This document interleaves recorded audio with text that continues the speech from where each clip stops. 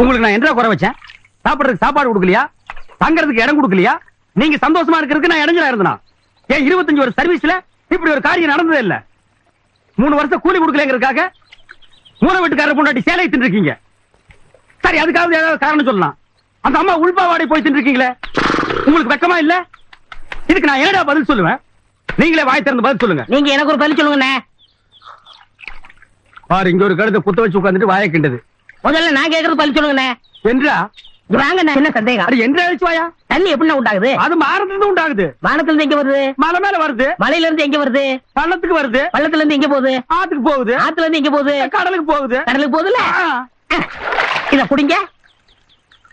இன்னைக்கு இதுல இதே தண்ணி தானே கடலுக்கு போகுது. அது என்ன உப்பு கறிக்கு? தீர்த்த கொடுத்த மாதிரி கொடுத்துட்டு அலும்பானி பண்ற ஆள விடுறா. சொல்லியா?